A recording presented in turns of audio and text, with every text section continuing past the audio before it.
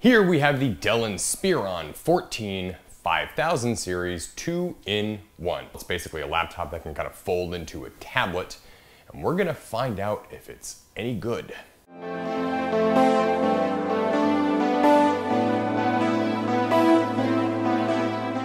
This particular Dell is equipped with the Ryzen 7 3700U processor, 8 gigs of RAM, and a 512 gigabyte NVMe drive.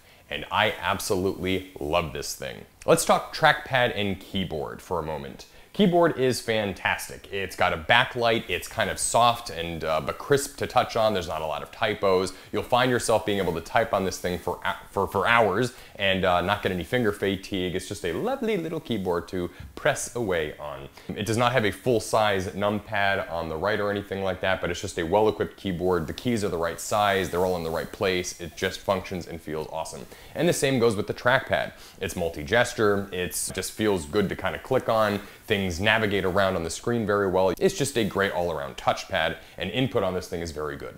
This one also comes equipped with a 14-inch full high-definition display, and it is touch compatible. The blacks are very dark, and it's not a lot of backlight washing. It is good color reproduction. I would say it airs probably closer to the warmer side of things. It's just a nice crisp looking display. It gets bright, and you're not gonna get fatigued looking at it for hours. Now, as far as the whole 2-in-1 thing is concerned, where you can kind of fold the notebook in itself and kind of make it a tablet, I'm not really sure I'm sold on that design. I don't know if it really does anything for functionality or usability, but some people may want that particular feature, and if you do, that's great. I don't want to yuck your yum, but I have never seen a single person use it practically or out in the wild. As far as features, this thing is pretty well packed. It does have a fingerprint scanner on it. It does not have a Windows Hello compatible camera, and it also has dual microphones at the top in case you're trying to record something for SoundCloud. One of my favorite features about this Dell Inspiron 14 is the expandability in this thing. First off, the battery life is already pretty good. It's got, probably at a practical use you could get, I'd imagine around 7 hours or so.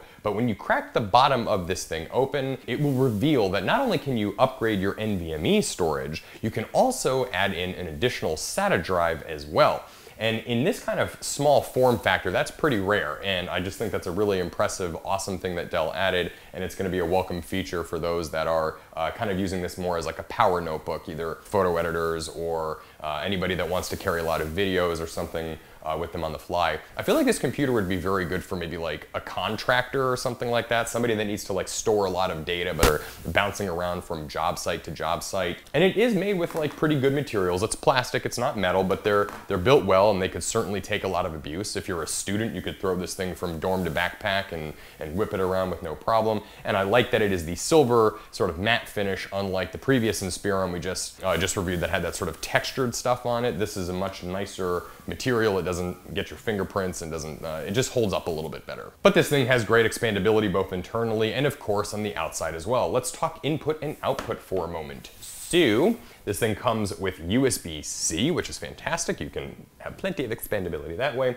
HDMI out, 2 USB super speeds where you charge it, and then headphone jack on the side. And then of course you've got camera card reader, regular USB, and Kensington lock. Because we all use Kensington lock, right? So input and output on this thing is just all around outstanding, and it's got plenty of room for expandability. Comes with the regular version of Windows Home, so you're not gonna have to worry about getting it out of S mode or anything like that. This computer starts at about $600 to $650 depending on where you buy it. And it's just an all-around incredible bang for your buck. I can see this being a really valuable notebook for students, for people in nonprofits, again, contractors. It fits in a really, really good price bracket where it's just not overkill and too expensive, but it just offers a lot of horsepower. And that 512 gigabyte NVMe is screaming fast, 8 gigabytes of RAM. That Ryzen 7 just does anything that you'll need, from audio tasks to even like Photoshop raw editing. And the display is just really, really nice too. It's glossy, so you're not gonna wanna edit probably like in direct light or sunlight, but for those looking to get good color reproduction and everything, they're gonna find it well at home on this panel.